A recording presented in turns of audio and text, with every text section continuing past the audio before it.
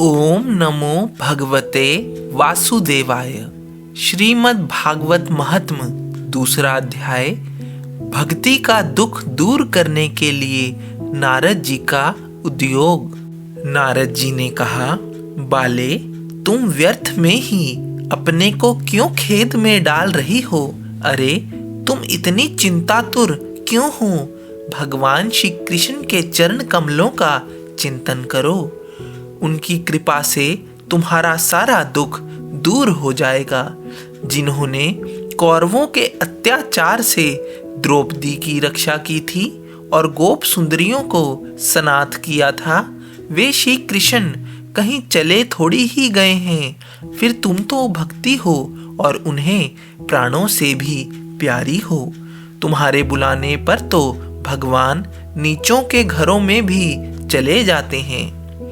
सत्य, त्रेता और द्वापर, इन तीनों युगों में ज्ञान और वैराग्य मुक्ति के साधन थे, किंतु कलयुग में तो केवल भक्ति ही मोक्ष की प्राप्ति कराने वाली है।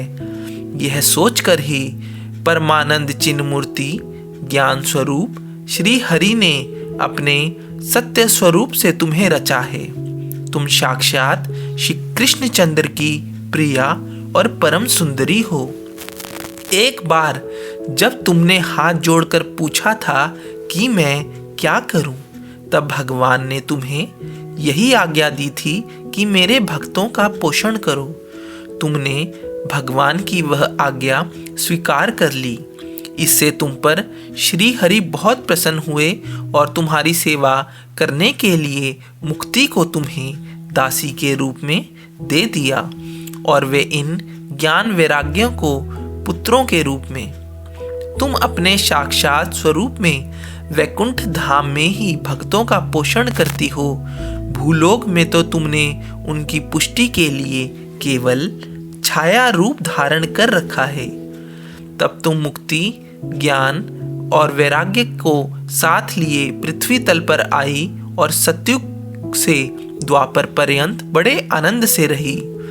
कलयुग में तुम्हारी दासी मुक्ति पाखंड रूप रोग से पीड़ित होकर क्षीण होने लगी थी। इसीलिए वह तो तुरंत ही तुम्हारी आज्ञा से वैकुंठ लोक को चली गई। इस लोक में भी वे तुम्हारे स्मरण करने से ही वह आती है और फिर चली जाती है, किंतु इन ज्ञान वैराग्यों का तुमने पुत्र मानकर अपने पास ही रख छोड़ा है। फिर भी कलयुग में इनकी अपेक्षा होने के कारण तुम्हारे ये पुत्र उत्साहहीन और वृद्ध हो गए हैं। फिर भी तुम चिंता ना करो, मैं इनके नव जीवन का उपाय सोचता हूँ। सुमुखी, कली के समान कोई भी युग नहीं है। इस युग में मैं तुम्हें घर घर में प्रत्येक पुरुष के हृदय में स्थापित कर दूंगा।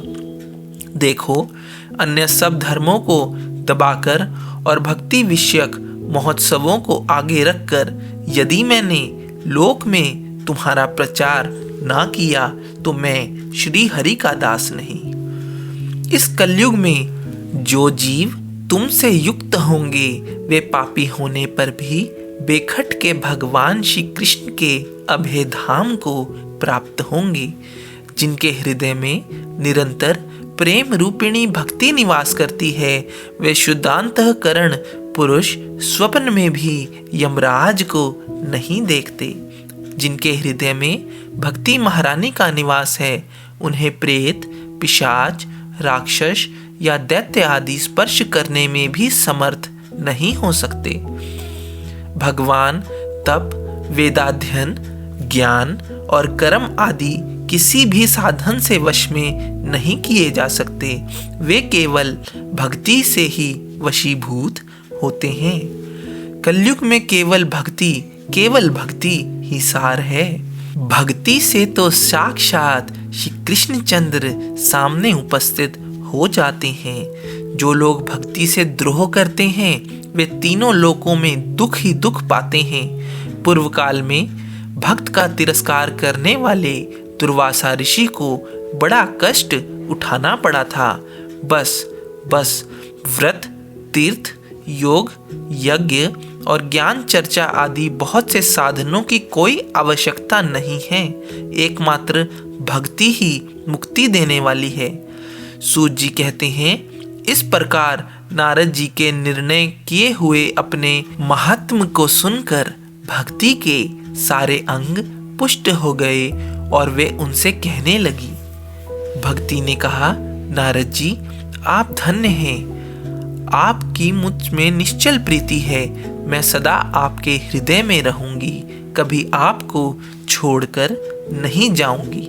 साधो आप बड़े कृपालु हैं, आपने क्षण भर में ही मेरा सारा दुख दूर कर दिया, किंतु अभी मेरे पुत्रों में चेतना नहीं आई है। आप इन्हें शीघ्र ही सचेत कर दीजिए, जगा दीजिए। सूत जी कहते हैं, भक्ति के ये वचन सुनकर नारद जी को बड़ी करुणा आई और वे उन्हें हाथ से हिला डुला कर जगाने लगे। फिर उनके कान के पास मुंह लगाकर जोर से कहा, ओ ज्ञान जल्दी जग पड़ो, ओ वैराग्य जल्दी जग पड़ो। फिर उन्होंने वेद ध्वनि, वेदांत घोष और बार बार गीता पाठ करके उन्हें जगाया। इससे वे जैसे तैसे बहुत जोर लगाकर उठे, किंतु आलस्य के कारण वे दोनों जबाई लेते रहे, नेत्र उघाड़कर देख भी नहीं सके। उनके बाल बगुले की तरह सफेद हो गए थे। उनके अंग प्राय सूखे काठ के समान निस्तेज और कठोर हो गए थे। इस प्रकार भूख प्यास के मारे अत्यंत दुर्बल होने के कारण उन्हें फिर सोते देख नारद जी को बड़ी चिंता हुई और वे सोचने लगे, अब मुझे क्या करना चाहिए। इनकी यह नींद और इससे भी बढ़कर इनकी वृद्धावस्था कैसे दूर हो।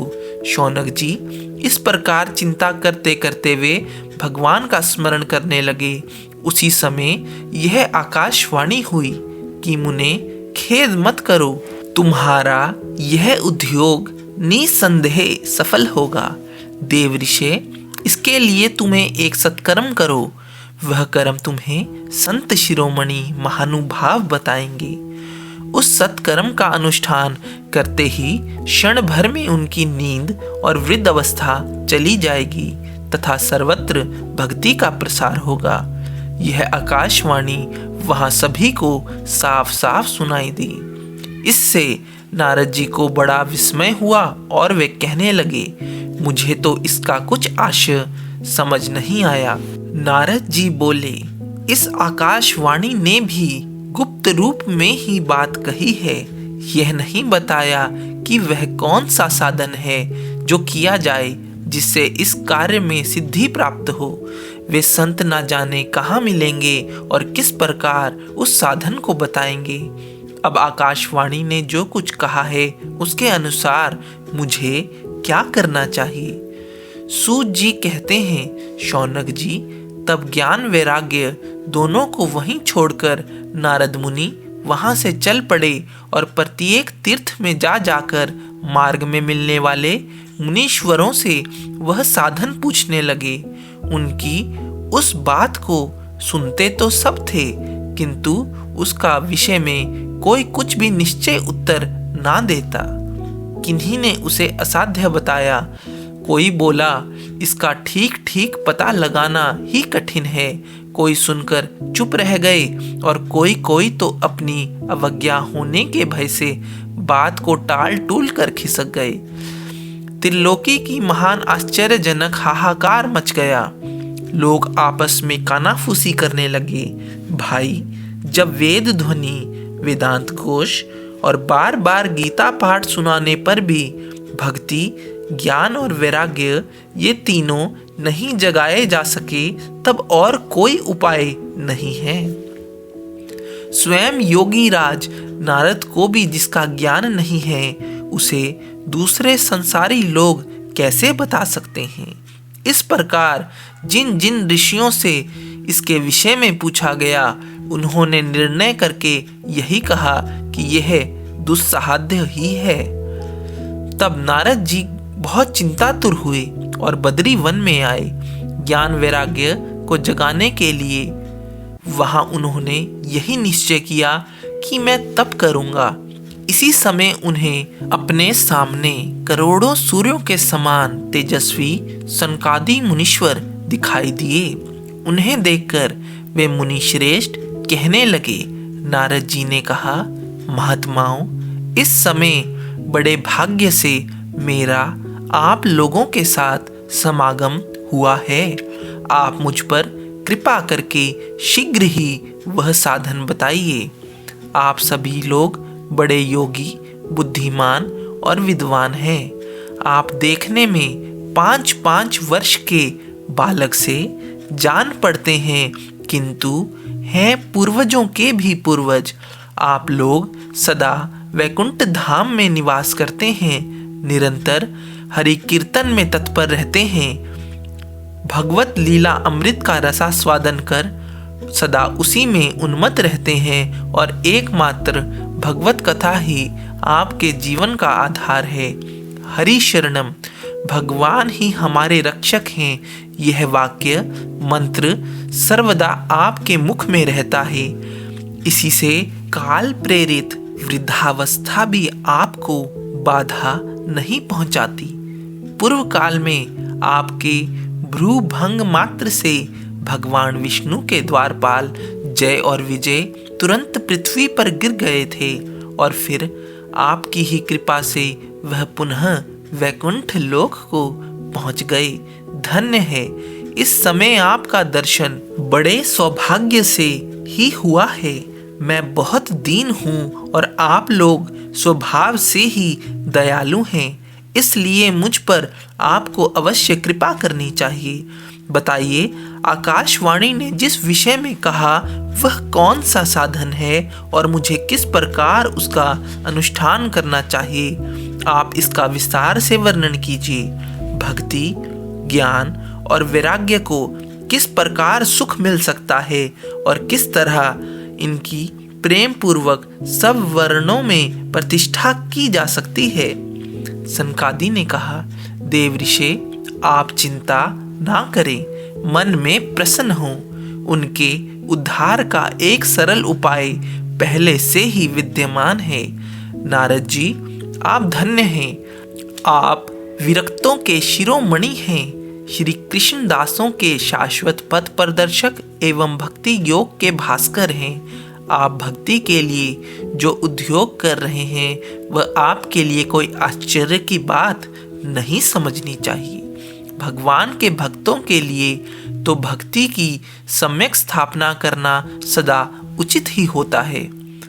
ऋषियों ने संसार में अनेकों मार्ग प्रकट किए हैं, किंतु वे सभी कष्ट साध्य हैं और परिणाम में प्राय स्वर्ग की प्राप्ति कराने वाले हैं। अभी तक भगवान की प्राप्ति कराने वाला मार्ग तो गुप्त ही रहा है।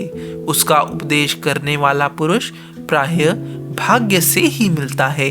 आपको आकाशवाणी ने जिस सत्कर्म का संकेत किया है उसे हम बताते हैं।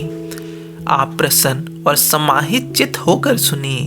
नारद जी, द्रव्य यज्ञ, तपो यज्ञ, योग यज्ञ और स्वाध्याय रूप ज्ञान यज्ञ, ये सभी तो स्वर्ग आदि की प्राप्ति कराने वाले कर्म की और संकेत करते हैं।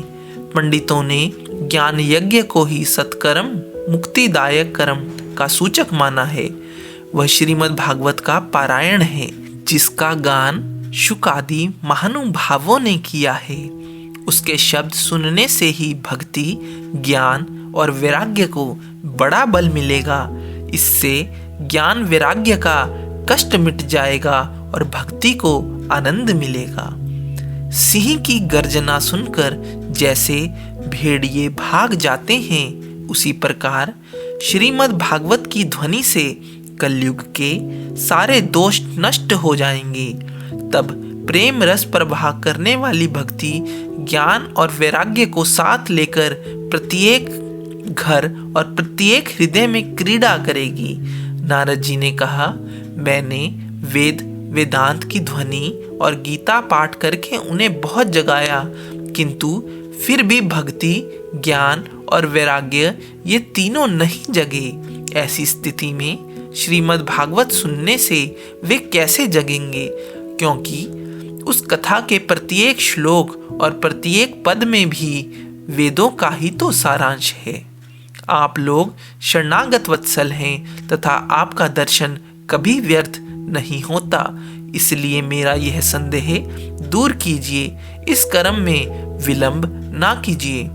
सनकादि ने कहा, श्रीमद् भागवत की कथा वेद और उपनिषदों के सार से बनी है, इसलिए उनसे अलग उनकी फल रूपा होने के कारण वह बड़ी उत्तम जान पड़ती है। जिस प्रकार रस वृक्ष की जड़ से लेकर शाखा ग्रप पर्यंत रहता है, किंतु इस स्थिति में उसका आस्वादन नहीं किया जा सकता, वही जब अलग होकर फल के रूप में आ जाता है तब संसार में सभी को प्रिय लगने लगता है। दूध में घी रहता है, किंतु उस समय उसका अलग स्वाद नहीं मिलता, वही जब उससे अलग हो जाता है तब देवताओं के लिए भी स्वाद वर्धक हो जाता है। खांड ईख के और छोर और बीच में भी व्याप्त रहती है, तथापि अलग होने पर उसकी कुछ और ही मिठास होती है। ऐसी ही यह भागवत की कथा है। यह भागवत पुराण वेदों के समान है। श्री व्यास देव जी ने इसे भक्ति, ज्ञान और वैराग्य की स्थापना के लिए प्रकाशित किया है। पूर्व काल में जिस समय वेद, वेदांत के पारगामी और गीता की भी रचना करने वाले भगवान वेद व्यास खिन्न होकर अज्ञान समुद्र में गोते खा रहे थे, उस समय आपने ही उन्हें 4 श्लोकों में इसका उपदेश किया था। उसे सुनते ही उनकी सारी चिंता दूर हो गई थी। फिर इसमें आपको आश्चर्य क्यों हो रहा है जो आप हमसे प्रश्न कर रहे हैं? आपको उन्हें शोक और दुख का विनाश करने वाला श्रीमद् भागवत पुराण ही सुनाना चाहिए। नारद जी ने कहा, महानुभावों, आपका दर्शन जीव के संपूर्ण पापों को तत्काल नष्ट कर देता है और जो संसार दुख रूप दावानल से तपे हुए हैं उन पर शीघ्र ही शांति की वर्षा करता है। आप निरंतर शेष जी के सहस्त्र मुखों से गाए हुए भगवत कथा अमृत का ही पान किया करते हैं। मैं प्रेमालक्षणा भक्ति का प्रकाश करने के उद्देश्य से आपकी शरण लेता हूँ। जब अनेकों जन्मों के संचित पुण्य पुंज का उदय होने से मनुष्य को सत्संग मिलता है, तब वह उनके अज्ञान जनित मोह और मद रूप अंधकार का नाश करके विवेक उदय होता है। श्रीमद् भागवत महात्म्य 2 अध्याय समाप्त।